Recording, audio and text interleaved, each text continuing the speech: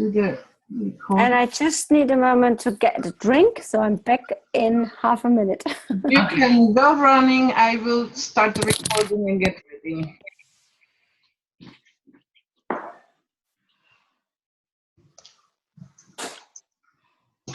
We'll give 1 minute for Michaela. It's funny that we have now two kind of Dutch and two kind of French on the call. Yes.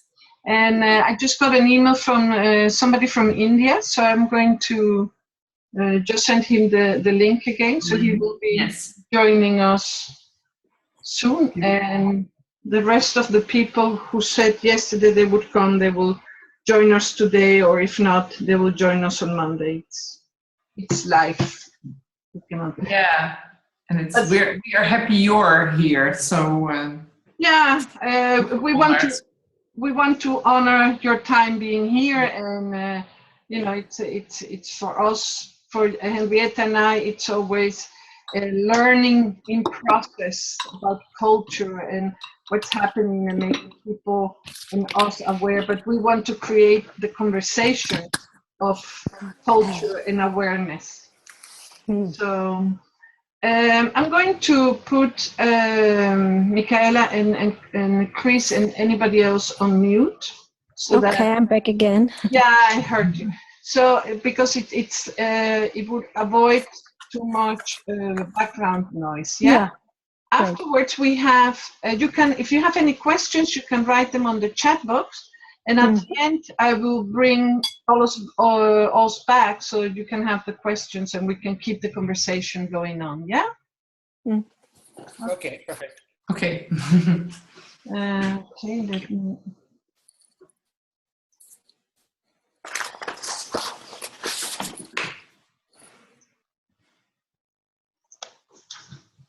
Okay. Welcome, this for you to... I mean, Michaela is in France, so for Europe it's late afternoon, and Chris comes from all the way down from Hong Kong. So welcome to our conversation today on how to uncover the secret language of cultural diversity and how it's holding your practice back. The 3-step formula to turn biases into an advantage.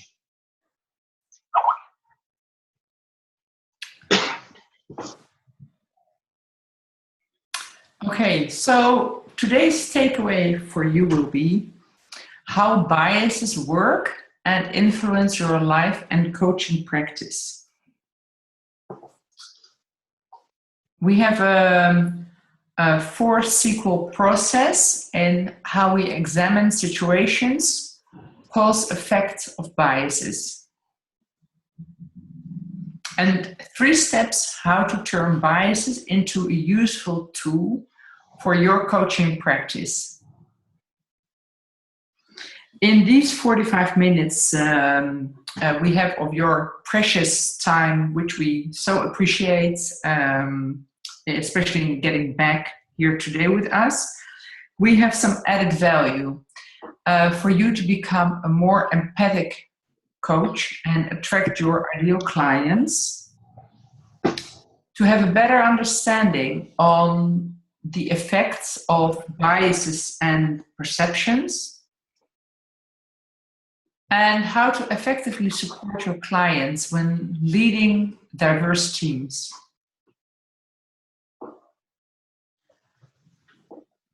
Let's see, what do you see here? And you can write it down in your chat box. I'm very curious. What are we seeing here?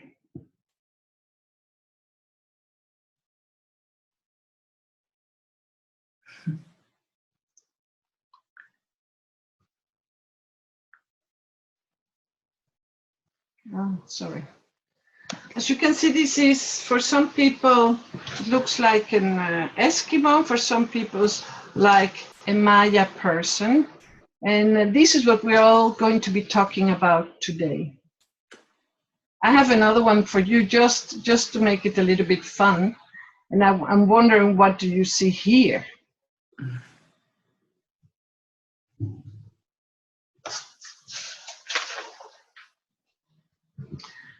This webinar is for you today if you want to bring your coaching practice to a higher level. That means learn something new that you can apply with your clients. We want you to learn and understand, but at the same time, get into a conversation with us on how biases have a negative, positive, or neutral effect. And one of our aims is also to help people become more cultural savvy by starting the conversation of how culture matters and how it impacts us. Okay, I briefly introduced myself to Chris already a little bit, but not to you, Michaela. So let me just say some words about myself. I graduated as a psychologist in the Netherlands in Europe, and so far I lived on 4 continents on the past years. My professional career took off as a communications facilitator and training with 2 non-governmental organizations in the favelas of São Paulo in Brazil. Over there, I really started facilitating trainings and group dynamics, and was holding and organizing team buildings with unit managers. I lived there for like 4 years, and after that, I just briefly shared with Chris, I moved over to the southern part of China, to the Guangdong province, Guangzhou city, where I've been working in a Chinese state-owned orphanage. And over there, I was responsible for the coordination of an activity center for the most needy orphans. Then I leap in time. Just before I moved to New York, which was in 2008, I received my international certification in coaching from the Coach Training Institute, which is accredited by the ICF, by the International Coach Federation. I used coaching a lot while living in New York as a part of a program which was designed for people who were going through a career transition in response of the economic downturn. And I designed their day and evening groups for coaches. Currently, I'm living in the Netherlands, in The Hague, and I'm having my own coaching and training company. And I work as an independent contractor for international companies with clients worldwide. And I'm committed to bring cultural awareness into the world.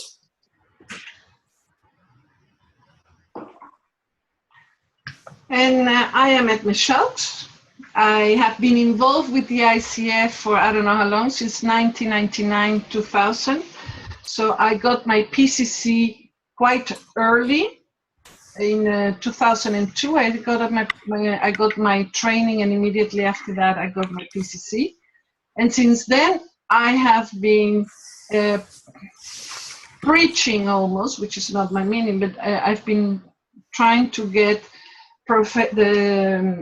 the message outside that coaches should be professionally trained and should also abide to certain codes of ethics. I don't care if they are ECC, MCC, or ICF, but to keep the professional high standing, I really would like to see more coaches being trained and become more professional.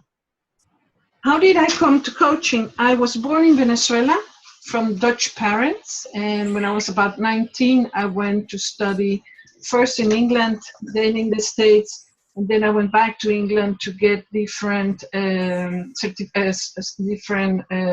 university degrees in anthropology, applied anthropology, and cultural anthropology. And soon after that, I got a job from the Dutch ministry where they hired me out for the United Nations, and I worked for them for almost 7 years. And I lived in countries like Honduras, Costa Rica, Italy, Argentina, Armenia. Well, I forgot to mention how many. But I speak 5 languages. all of them except French I got as a present, because living in Venezuela from foreign parents and going to a Venezuelan school during the day and at night having the Dutch life, and in the weekend having the international life, I got the languages. I never had to really study them. And then when I came back to Europe, I studied in Lausanne, in Switzerland, and that's where I got my French. I've been an entrepreneur since 1999, so also a very long time. And 4 years ago, I got certified as a mentor coach, so I can help coaches get not only a higher certification, but become a better coaches. And that fits in what I said at the beginning, that I really want coaches to become more professional. My whole life, I've been involved with culture, consciously or not.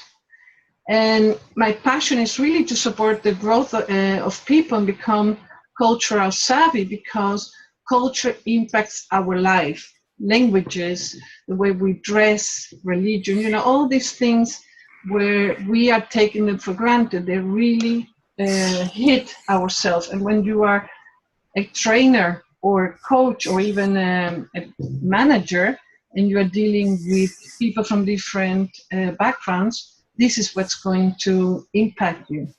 That's the reason why I am so passionate about culture. I don't know how long ago, I moved into the Netherlands about 22 years ago.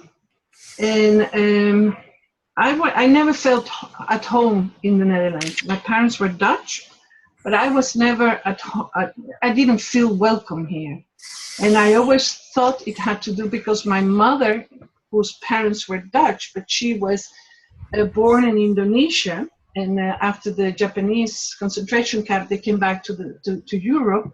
She had a bad experience about the Netherlands. So I always thought that she had tinted my perception of the Netherlands. I became very biased. But the funny thing is that I was talking to a client who was getting ready to make the decision of staying in the Netherlands or going to Switzerland for a new job, and making the weight of what was fun. I started telling her, I can understand you.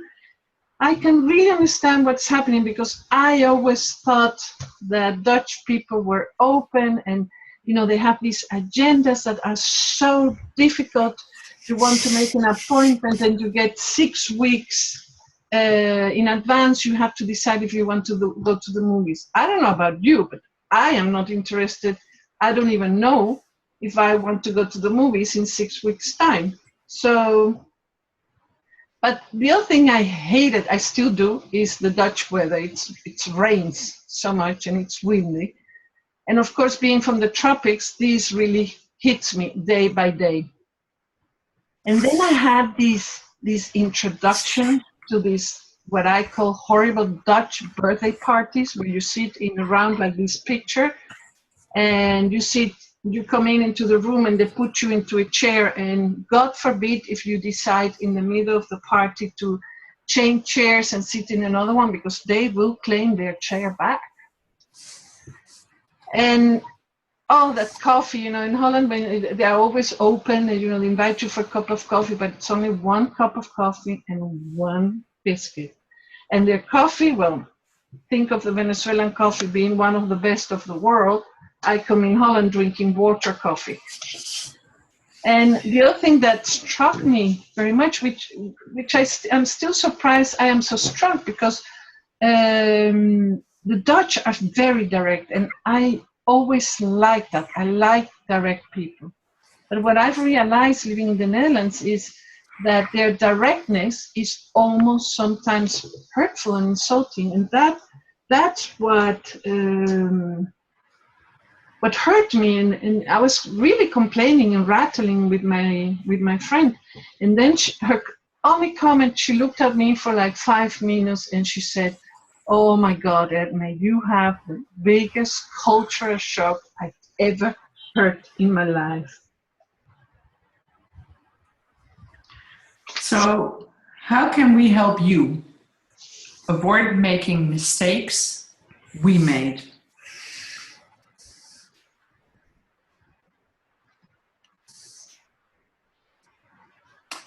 To understand that culture really matters, and I hope you really get a sense of this by the living example Edme just shared with you. To turn biases into neutral or even positive attitudes. To implement a simple formula which we will give you to support your clients when dealing with different cultures.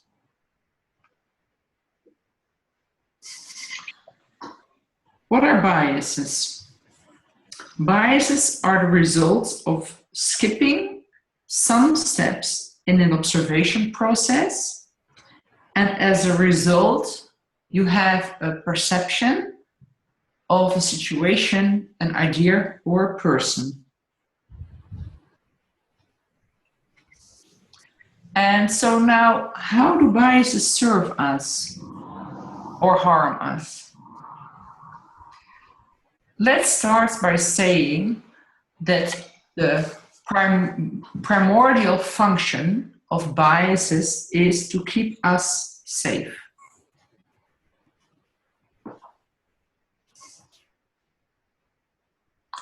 And if this is true, then biases can have a positive or a negative impact. The way you perceive something and what you do will result in an observation where you have certain emotions.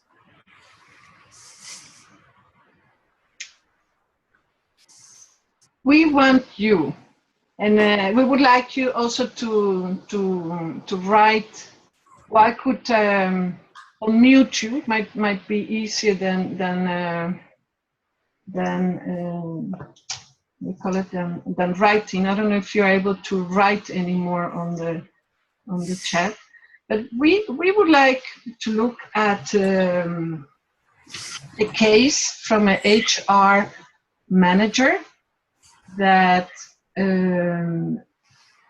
his job at the moment is to create a new job, one that has to be filled up in a couple of months, and he has to start writing down the skills and the things that need to be used to fill in this job. And I'm wondering, what are the things you consider important to fill out for a job? You can write them down on the chat.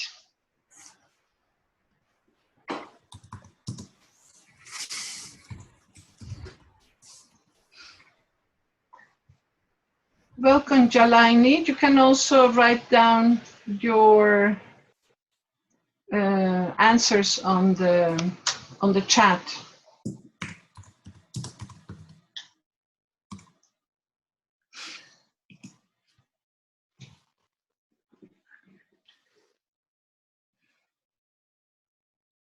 Yeah. Mm-hmm. Any other behavior? That's also a good one. Purpose.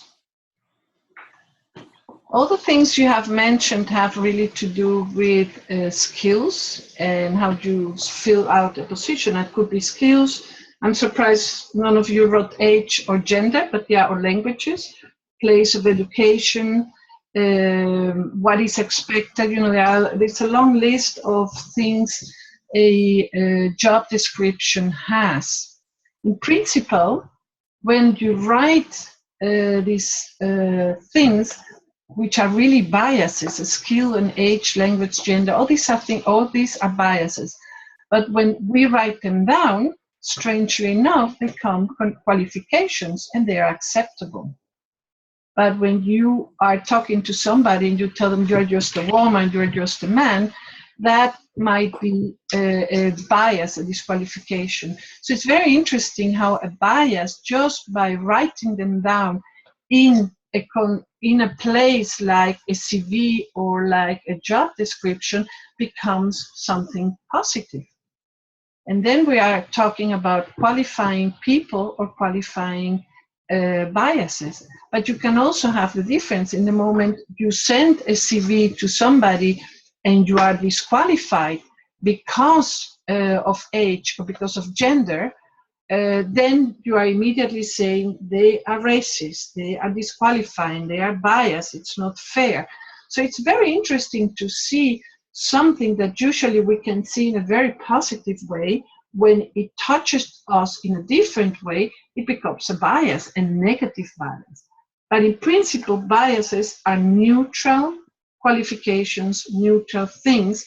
It's just the emotion that you put into it that makes it a negative, positive situation.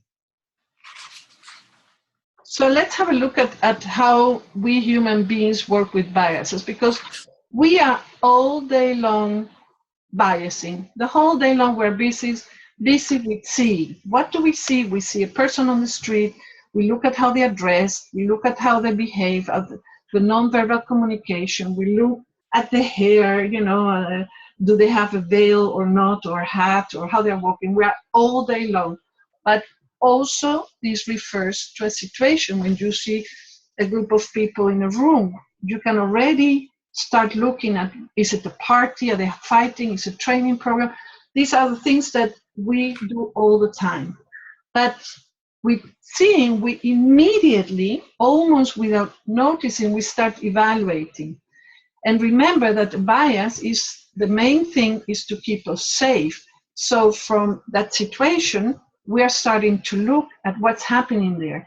Is it a fight? I shouldn't get too near. Is it a party? I might want to enjoy it. So you start all the time evaluating what you are seeing. And immediately after you have evaluated, you start judging. Do I feel safe? Do I like it? Don't I like it? Are they going to harm me? Are they going to give me a present? Do they see me? All these things. And in the moment you are judging, that's when you start acting. And the act can be, I'm not going to give this person a job, or this person might qualify, so let's invite him for an interview. And after that interview, you start doing the same. You start seeing the person to see if it fits with the CV they send. So you start evaluating, and then you start judging from this person fits or not with the CV, or fits with the company, or what are the questions they're asking. Then you start judging, and that's at the end when you make the decision. That's when you act and you say yes, this person, or no, this person. This process we do hundreds and hundreds of times a day. One time when you do it, when you are observing, you can make right decisions. But when it's constant, it even becomes a habit. And that's what biases can do. So let's move from the example Edmé gave about the HR manager and how you compare all the everything you see and what you need for the job description to eventually correct judgments and act upon it. Let's move to Edmé's living example. And in talking a lot about culture and cultural biases, Edmé taught me the following vision she had while she was living in all these different countries, and when she was growing up, mainly in Venezuela, the vision she had of the Netherlands. The Dutch weather, as you can see on the black and white picture, is really nice if you are a plant, but not if you are a human being. So that what really stuck in her mind, but also a lot of really very positive preconceived ideas about the Netherlands. Like, a client is always treated as a king. Everyone in the Netherlands is really service oriented because the Dutch people she was meeting and she got to know and became friends with in Venezuela while she was living there, gave her that impression. Another thing was how well Dutch speak their languages. Everyone she met, parents and friends and children and of her same age, they also had this ability to learn a lot of different languages, which also created for them a way to smoothly and effortlessly easygoing move from one situation or social situation to another one, and could adapt almost like they were chameleons to the different situations and groups they were finding themselves in, and they could just speak the different languages, and they could easily blend in and be very open, group oriented, and easy to be with in a group or in a community. And another thing she which really stood out in her mind was how well organized the country of her parents was, and how well all things were pre-conserved. Not only the windmills, as you can see here, but also the famous Dutch painters who were painting the Dutch clouds in the typical skies, and how the landscape is pre-conserved, how everything is just beautifully organized and well maintained. So that was Abmay's idea of how the Netherlands looked and how it was if you were living there. And now let's just step a little bit back in the story she just shared with you, that upon the time she actually touched base in the Netherlands and started to live in this country, she had this culture shock, because she realized how she, in her head, she had made up these biases, and how the reality was far from what stood out in her memory, and except for the weather, maybe. Other than that, and I don't know if this is the same in France, and my guess is it's certainly not the same for you, Jalali. If there's a birthday celebration, that you sit in a circle and you better not leave the chair you were sitting in, because you're not supposed to doing so. And how very direct and insulting, and in a almost the brutality the Dutch people have in their communication, and how they all seem to know things better and be outsmarting other ones, which she took very personal at that stage. And even though, like she shared with you, she was able to, or is still able to talk, to speak 5 languages, you can imagine that her Dutch was maybe not perfect, so she had some sort of an accent, and her niece and nephews were like, oh, this is a really funny way how you pronounce Dutch, instead of really admiring her for being able to speak the language at all. And another thing which really struck her was the lack of spontaneity in trying to come together and go somewhere, even a small thing like going to the movies. So this is the most of the time your slides. So from here, let's take a look. About the 3 steps how to turn your biases into a useful tool for you as a coach.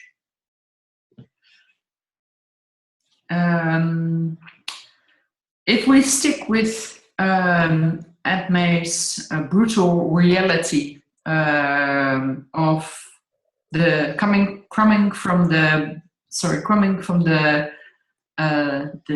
image she had about the Netherlands and landing and seeing and evaluating for herself how it's really what became the brutal truth. She translated that in thoughts like, oh, so nobody is waiting here for me. Nobody wants to hear my story. People don't have time. And she really felt very negative about how she was being treated.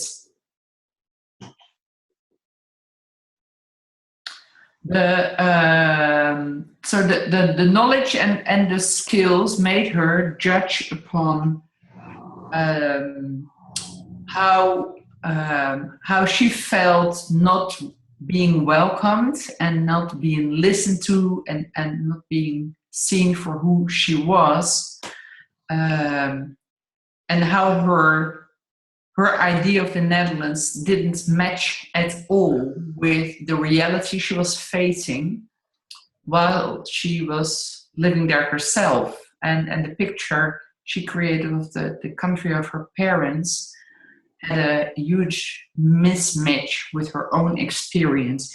And she could have stayed in this judging phase, and she stayed there for a while also, because nobody gave her another perspective until the point where she started to realize that because she had traveled a lot and she, well, I think that the word a global trotter really sticks with her.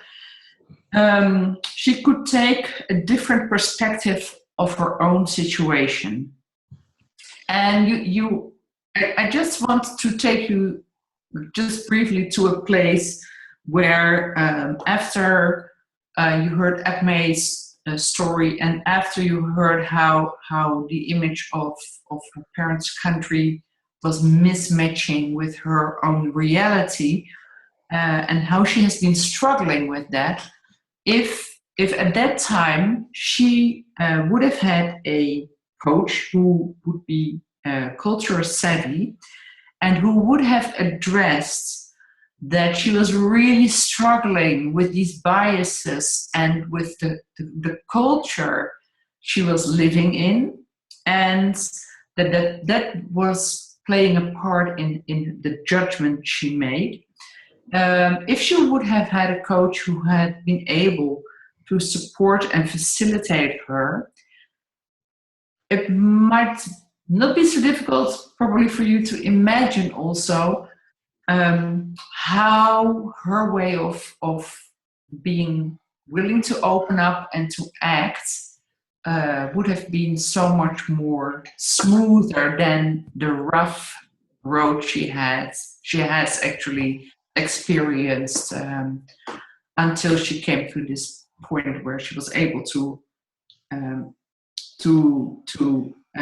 see that this is all culture and culture shock. So because biases are part of our process of measuring where we are standing and how to act, it has an inherent effect on culture, as well as communication and the selection of friends we make and part of and where we are a part of, and also our choice of workplace. Don't forget that biases is what keep us safe, and therefore we always go into that bias perspective, and only when you are aware, when you start seeing and then evaluating and then judging, you can act in a different way, and that's what will make your situation easier to understand.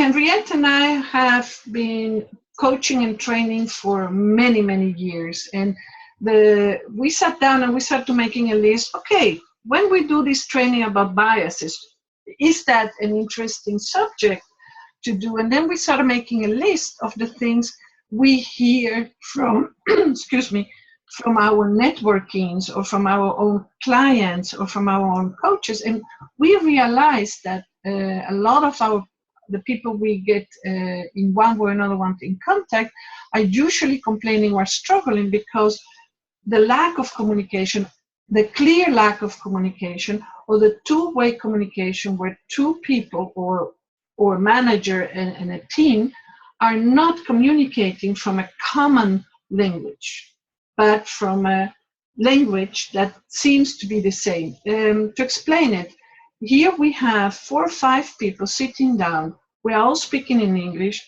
and I think the only person, and I'm also very hesitant to say that, the only one who was educated in English, that I think is Jailani, but I don't dare to say that 100%. We are all foreigners speaking a common language. So can you imagine when communication is not set into the parameters that we all understand, the miscommunication you have, and that happens a lot throughout coaching sessions. Also in our practice, we have experienced that many times the issue is not that people are not able to speak correct English, because we all do, but it's the cultural perspective each of us come from, and we put it on the table. And when these cultural issues are not cleared up, that's when the problems come. And that's why we think that cultural awareness is where a lot of the misconceptions happen. As I told you before, I'm a mentor coach, but we also are trainers, and we realize, I mean, we're convinced that more often than not, culture is put in the backseat. That means that, and I would like to invite you to think for your last coaching session or your last training or the last time you were managing another person from a different perspective of yours, how aware were you that this person might be thinking or listening to your instructions in a very different way?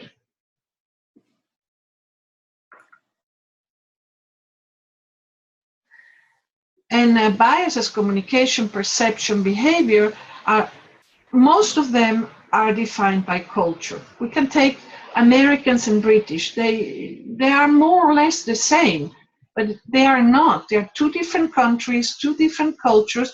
Even the language is different.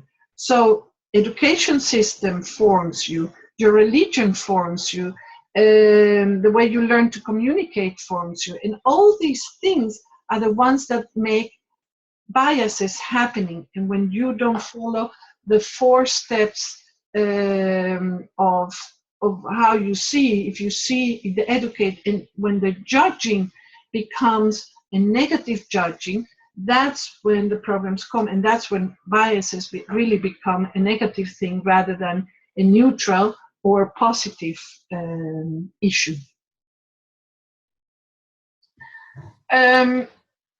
As Henriette and I have told you, we are really passionate about culture, and we believe that we could be a better coach or better trainer or even a better leader if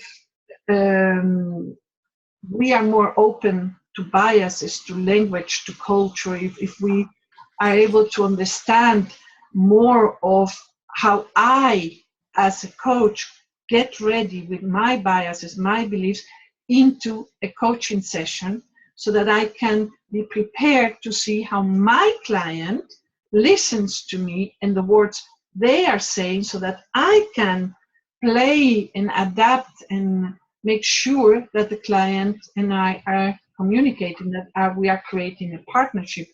Because it's there when the biases are met in the neutral, that's when we create partnerships. So we have developed a training program. This is especially for coaches, and it's unique in the market. Coaching schools are not teaching this. Only very high business schools, which is very expensive, and you have to follow 4 or 5 years of training. They are the only ones at the moment who are really aware that culture has not a backseat but a front seat in any relationship. So our special offer is to, in the training program is going to be very open, very active. The intention is that we create a platform of communication where we all are equal. It's not that we are better or different, we are equal. And in that conversation, in that platform, what we really would like to do is grab the core competencies. Mainly we're working with the ICF core competencies, but any coaching organization that has also competencies play in the same way. But what we want is to take the core competencies and look at them from the lens of culture. So how do you create awareness, or how do you ask questions, or how do you create silences? Are these things culturally determined or not? And what we also will do is we will ask you and invite you to share real cases, so you can feel free and to share real cases where you struggle upon and where you would like to have input on. And we will be all like co-coaches in co-creating mutual wisdom around it.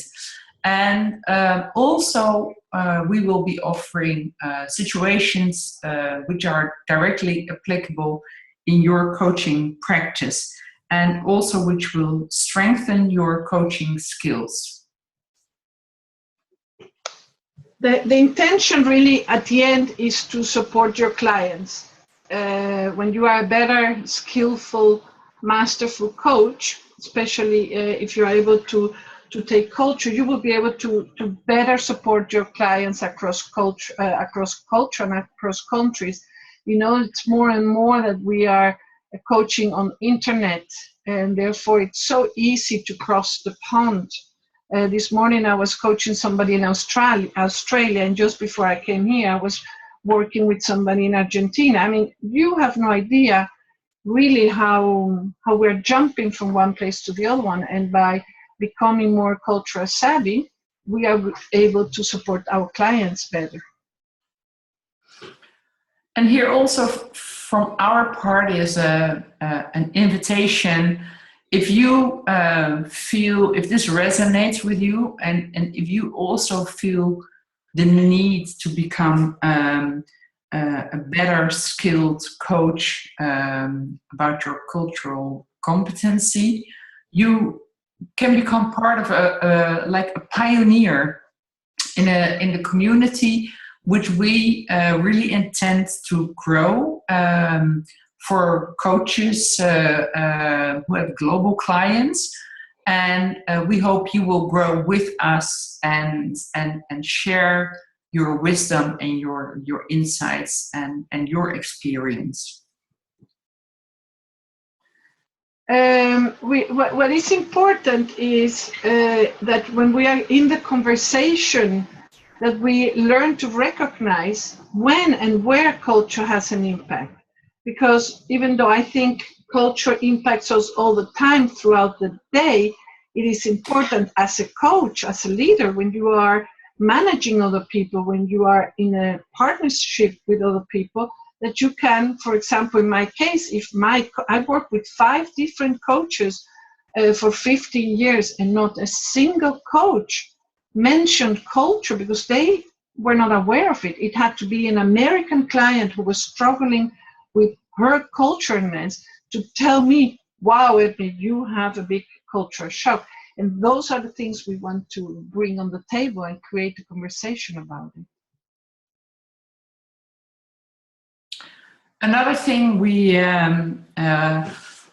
want to tap into and address during this program is to become aware of your own biases. Like we shared today, we shared AppMain's biases and how they can impact your daily life and also your work as a coach.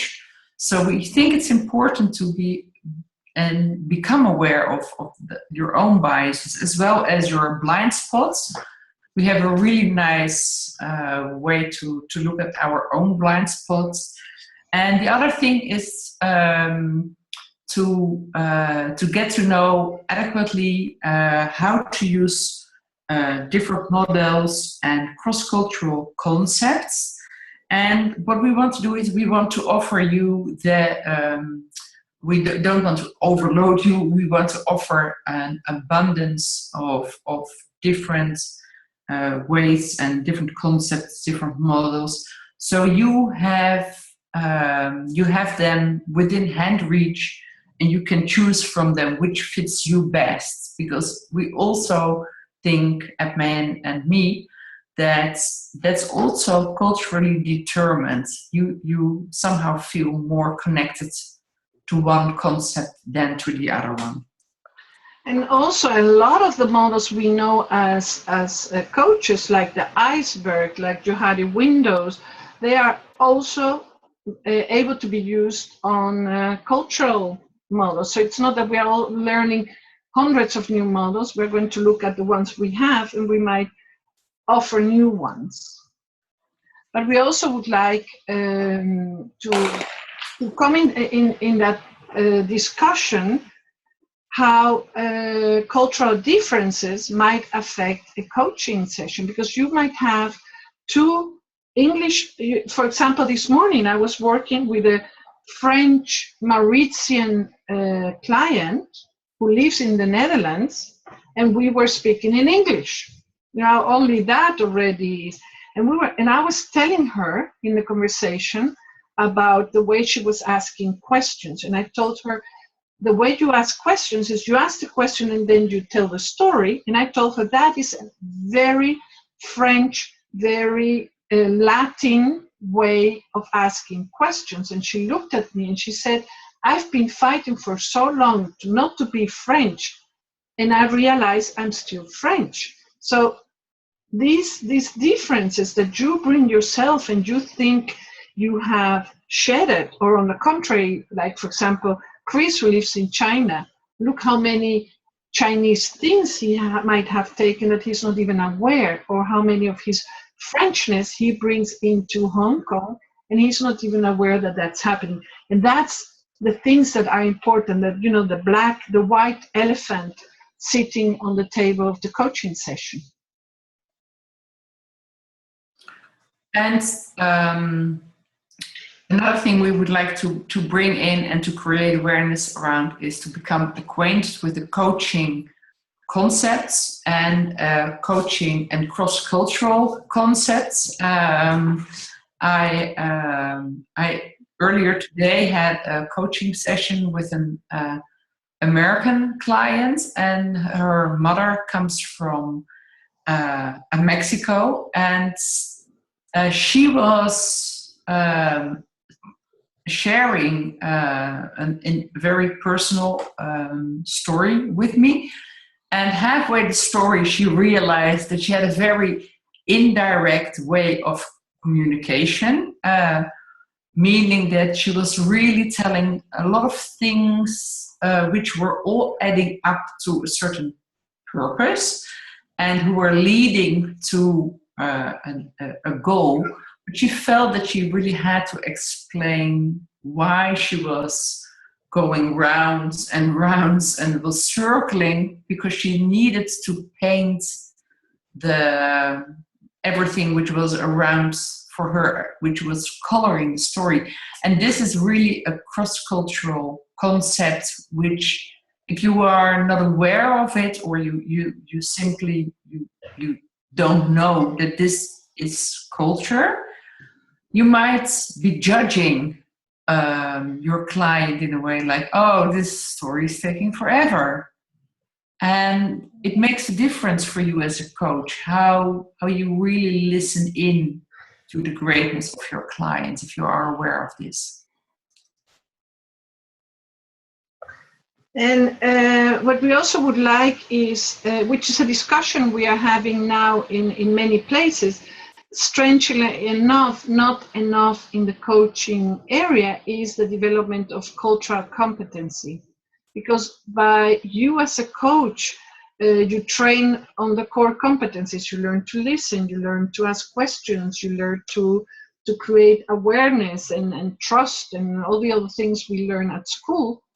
But we're not teaching our coaches the cultural competency.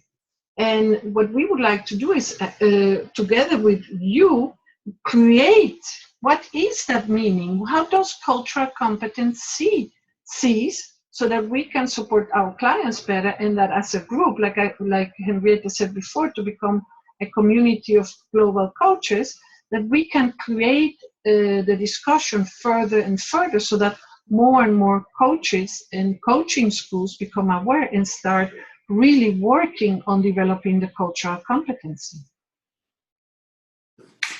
And then we are also very proud, I must say, May and me, that we can announce and share with you that we have two acclaimed guest speakers. Not sure whether you're familiar with them. Philip Rosinski is from Belgium, and he did a lot of pioneering work in bringing crucial intercultural dimension into the practice of coaching, which won him worldwide acclaim. Also, he was the first European to be designated Master Certified Coach by the International Coach Federation. And during the time he has with us, he will share his view on how you can leverage different cultures. So, which means like how you can create 1 is 3. He will set the stage for an assessment tool he has developed himself, the COF, the culture orientation framework. And we will have an opportunity to all take this assessment, and he will aggregate the results either individually and for us as a group, as a collective. This is a unique situation where he, for the very first time, will be participating in a pre-designed program, which we offered to him, and to which he said yes, he agreed on that. He is also the author of 2 books, Coaching Across Cultures and Global Coaching. And then our other guest speaker, of which we are also equally proud, is an American lady, Barbara Gibson, Dr. Barbara Gibson. She is a global business consultant, lecturer in intercultural business communications, and a program director for Master in Arts, Intercultural Communications in Business program at the Birkbeck University of London. In her presentation, she will lead us through 5 cultural competencies. And also, she will have us work with a conceptual framework which she designed herself about response to failure. It's we think it's a pretty cool framework, actually, in where you take a look at if certain habits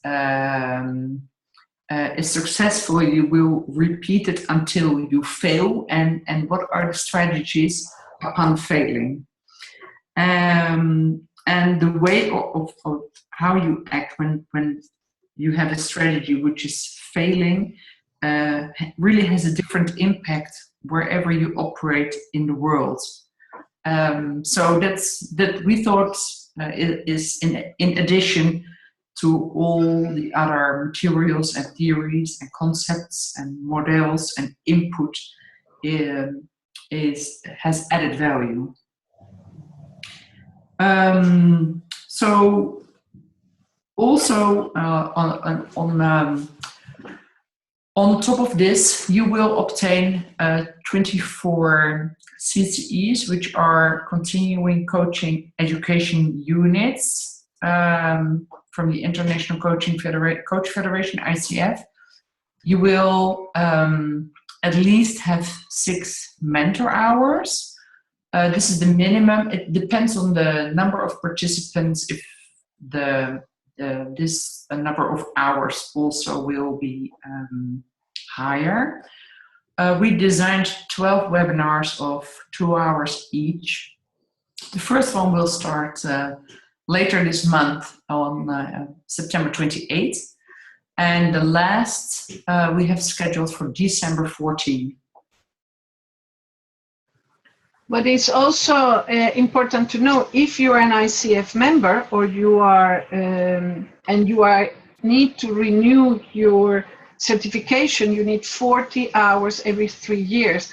So with this you will have 24, and that means that in 2017, if by January the 1st you need to renew, you would have already at least these 24 hours. So that would help you. The offer, especially because of all the problems we had yesterday and because you really have hung up on us, we have created an early bird for people who are interested in this training program.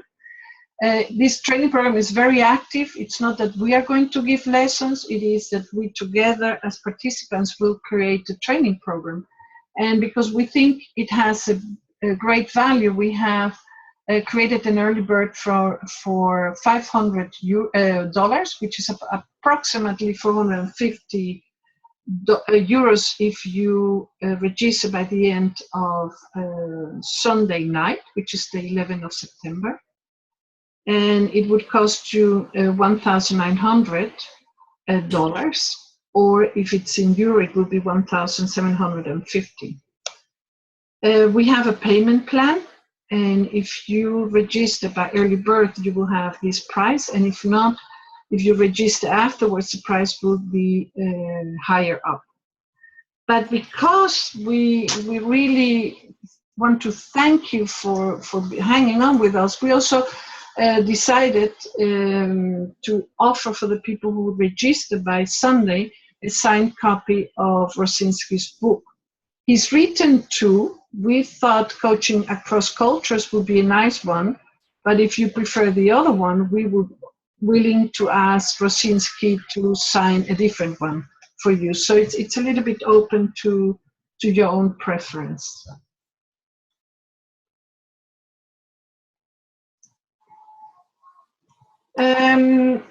Let's open it to discussion. Usually we do written questions, but I would like to invite you, let me see if I can do that, mute all of us and get into a conversation, because we really are about conversation rather than, I lost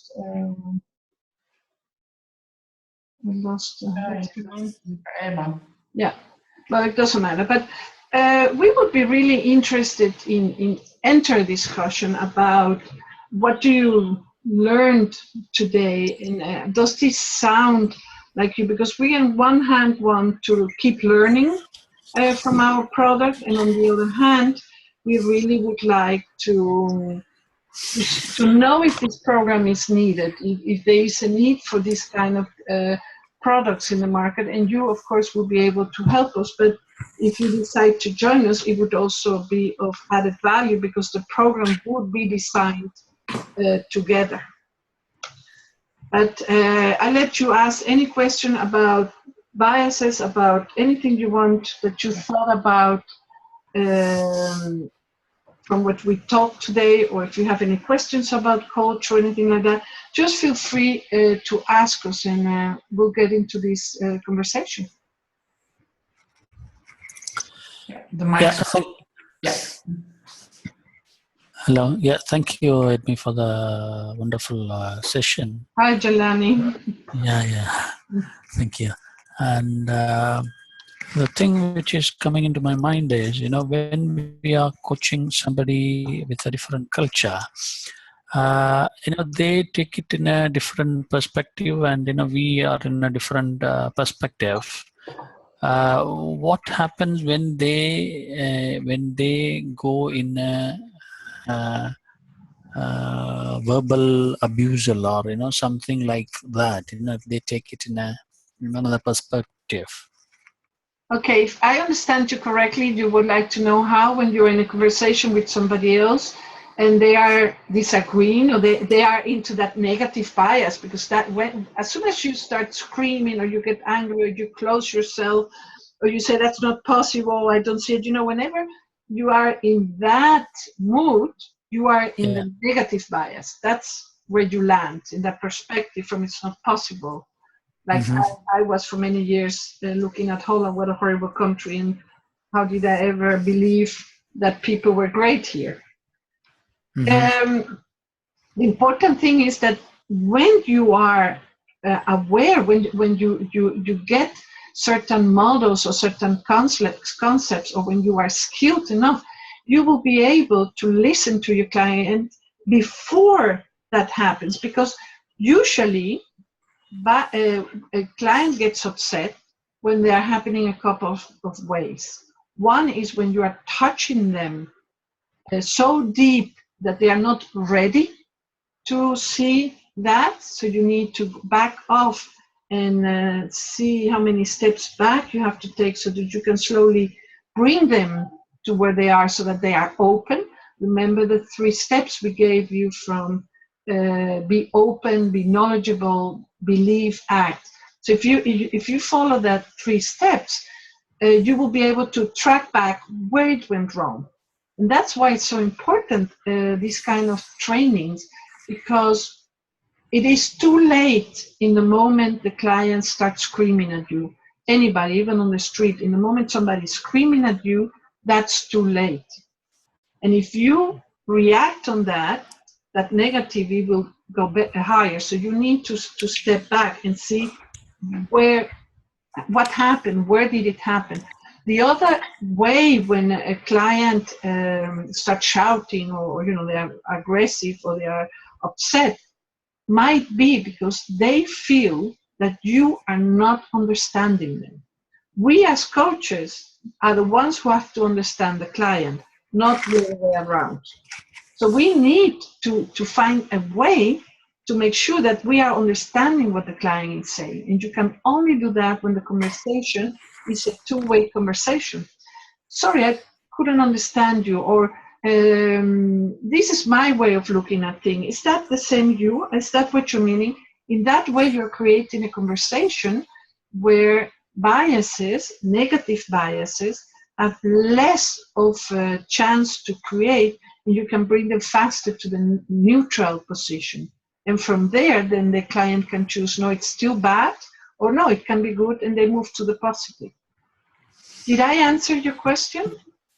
Yeah. Thank you very much for that. That's a good, understanding about that. The other one which it comes to my mind is, during the process of during the process, and once the coaching is done, what is the change which is happening within ourselves? Are we changing our identity at the end? We as coaches, you mean? Yes. No, I hope not. I really hope not, because what I think, Henrietta knows the story. Let me tell you a very short story that happened to me. I always get ready for my clients. I always spend sometimes a second, sometimes a minute, sometimes a little bit more, to get ready for the person I'm going to be meeting. Okay. I was asked some time ago to coach 2 refugees from Iran Okay. who are living in the Netherlands. And the person who was giving me the information, who was telling me the instructions from the government, was telling me a lot of things I had to do. And then she said, by the way, these ladies wear a scarf. And I said, okay. I said, that's okay, you know, yeah, I have no problems with that. So before I went to the conversation, I said, okay, these ladies probably don't speak Dutch very well, so I need to use simple language. I need to check if that's right. I also thought, okay, they are probably Muslims if they are wearing a scarf. So I thought, okay, let me see what the time is, and that they asked them if Ramadan is a problem, you know, because it was just in that time. So I started in my brain getting ready, and I was ready. Oh, you have no idea how ready. And I wanted to work with these ladies because I had been in Iran 35 years ago when the Shah was still there, and I loved Iran, Tehran. So I was very excited. Okay. I came into the room and I found 2 ladies in a complete jihad. They had a complete black burqa, even hand gloves. Mm-hmm. I was I was totally shocked. I really had to breathe, and I really had to say, okay, this goes against my norms. This goes against my values. It's not about being Muslim, but I cannot see these women. I don't know what they're thinking. I even felt, you know, I was wondering, am I safe here? I don't know. So I really, really had struggled. I really was struggling about this. And at that point, I decided to be open with them and tell them, you know, I'm struggling. I wasn't expecting black hand gloves and a little window, and I don't know if I'm able to coach you. And we got into this conversation, and I finished that session with them. And at the end, I decided that they needed a different kind of coach. I never changed. I just got prepared. I got struck by lightning, but I got back into my norms and values, and I created that conversation with them. I never was not me. And that's what well, I'm not talking about Henrietta, but that's what I would like coaches to become more aware of. What are your norms and values? Do they get in the way? And how do you manage when something happens? And in this case, very cultural. This was more cultural than this. Example I can probably not offer you. And that's the struggle. And if I would have not been prepared, I would have been in very deep trouble. So my answer to you is, I hope you don't change. I just hope you bring your norms and values into the table, because that's where you can create your conversation and create trust and create the intimacy you need when working with different clients that think different like you. Yeah. So what I'm understanding is, you know, we need to keep our values always. We don't go against our values, right? No, you never give in your values. You never, because that's when you step out, and that's where you create negative biases. Because if your bias is women and men are equal, which is one of my norms and values, and I get into a place where these ladies are telling me, God is ordering me and my husband will hit me, and you know, and I'm like, okay, first the government is forcing me to tell that these women are battered. On the other hand, I feel sorry for them that they don't feel free enough to be there who they are. So it's about me, it's not about them. It's my norms and values. They might be very happy, they might have chosen to be that, but it's if I'm aware of what hits me, then I can put that into the conversation and know it's my problem, it's not the client's problem. Yeah, right. Okay, thank you. I don't know if Henrietta has a different idea. No, what I really like about this example is that as a coach, you know, apart from having your own norms and values, and your being aware of your own biases, and even as I may describe it, if you come prepared, you might find yourself in a situation where you really sense that you are not the best coach for these women, and to be honest towards yourself, which has to do with integrity, and to be honest towards these clients, to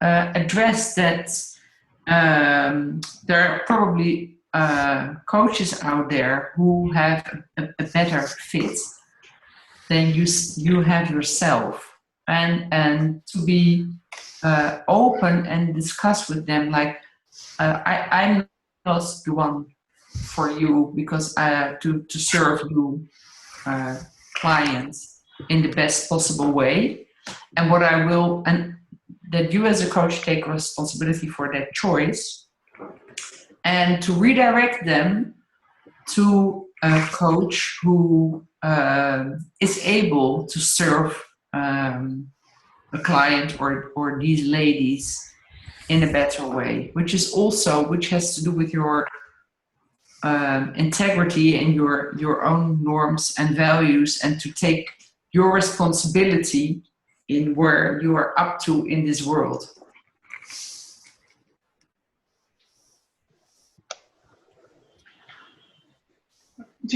Was that enough, Jailani? Did we give you enough? Yeah. It's a good understanding and view of the things. Yes, thank you very much for that. Okay, you're welcome.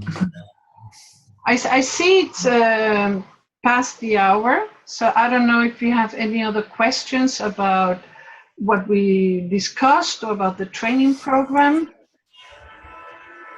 Not at this moment. Let me view it, and let me come back on that subject. Thank you, great, and keep in touch, Jailani. Definitely, thank you very much.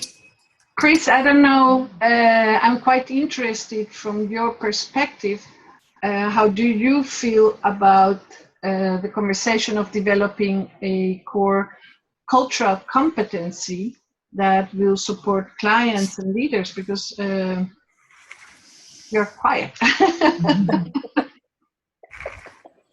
No, I was listening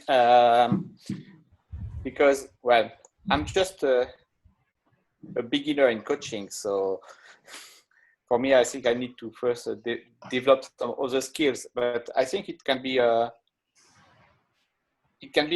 have a quite a huge impact on a country where the coaching is developing, like Asia, because coaching is a kind of Western way of thinking. Definitely, yeah. Yeah. And for example, here in China or in Hong Kong, coaching is more seen as training or mentoring. So they first have to do a kind of mindset shift towards what is really coaching. Mm-hmm.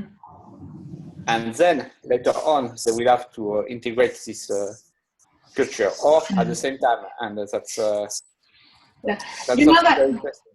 You know that Asia is the fastest growing coaching area in the world at the moment. Yes.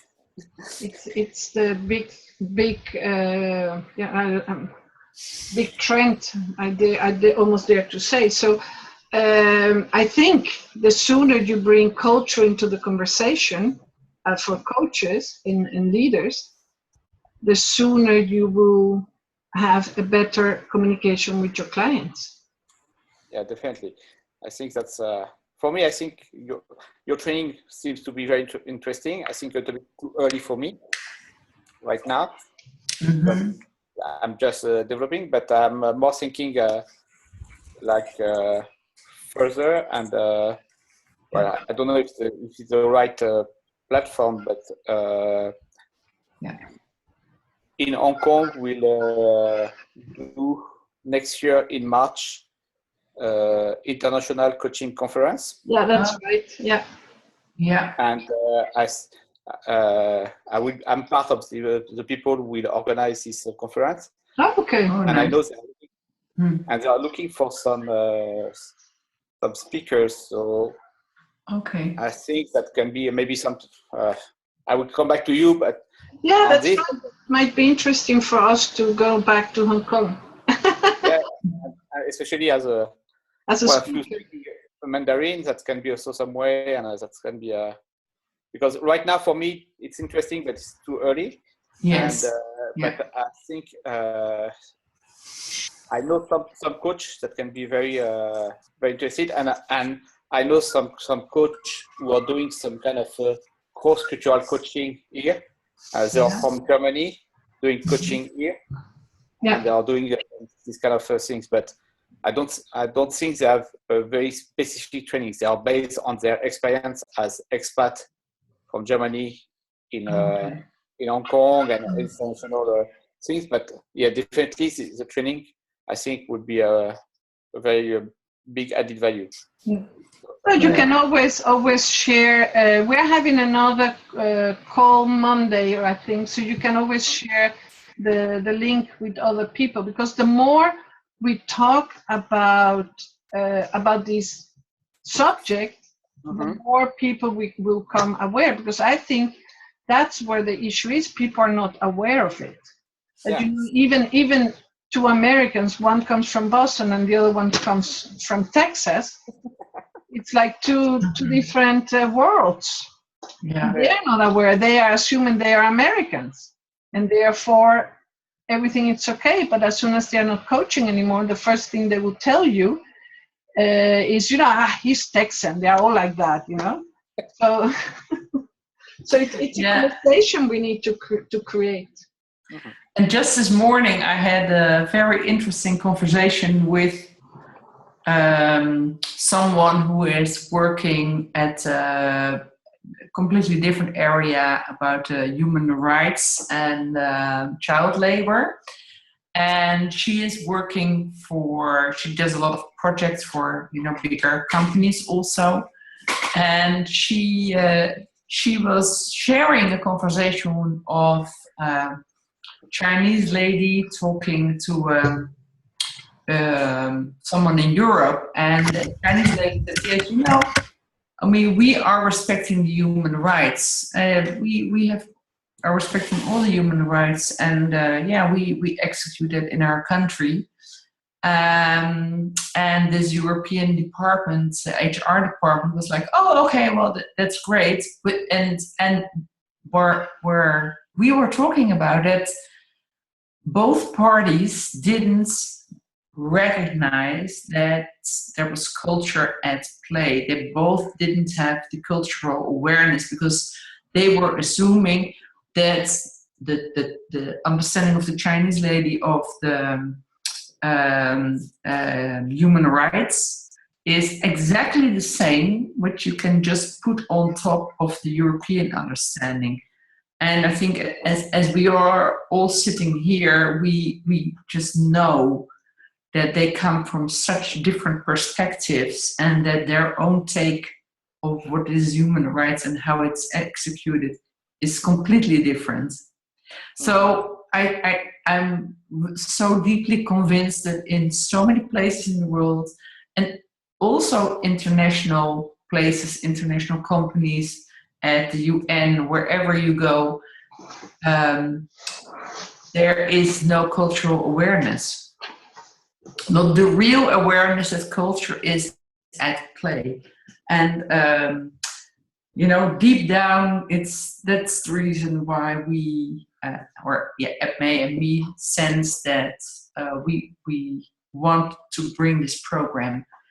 And so if Chris, someone who might be in a little bit further than you are in the coaching process, and who might be interested in our program, we would love to talk to this person, of course. Yeah, okay. I would forward at least for the webinar on Monday. I would forward it to some friends, and then for the I meet the responsible for the conference on Tuesday, so I can talk to him and.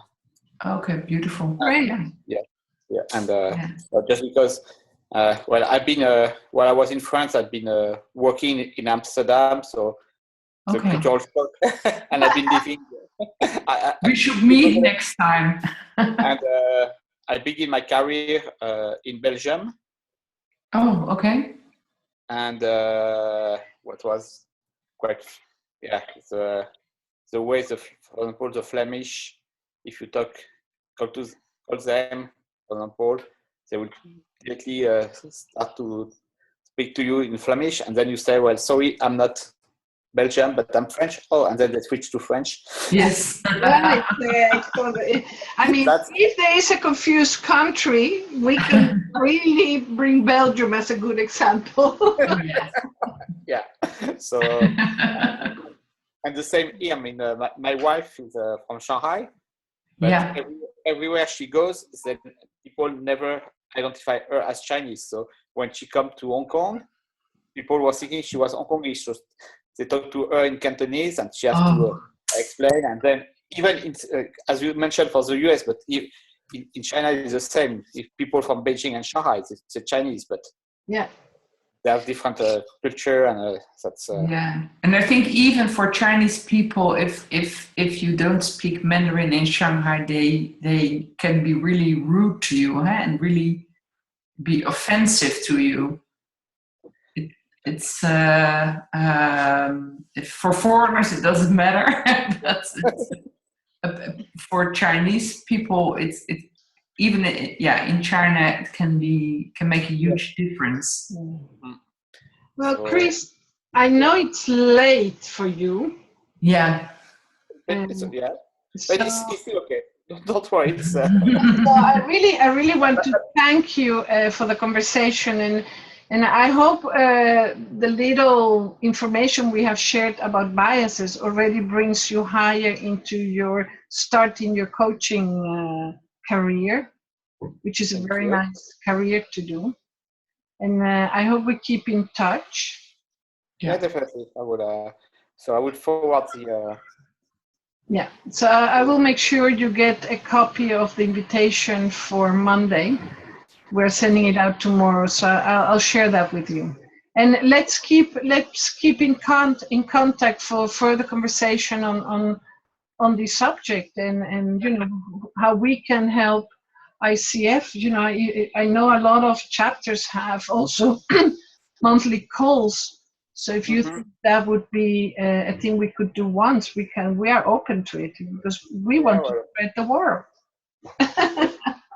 Definitely, I will mention it to the ICF chapter president, which is my mentor, and so. Okay. Well, thank you so much for your time.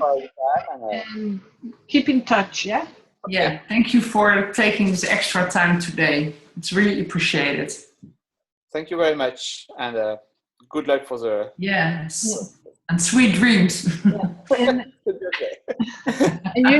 you need to lock yourself out of the call. Yeah, click on the leave meeting. Okay. Yeah. Okay. Thank you. Bye-bye. Thank you, Chris.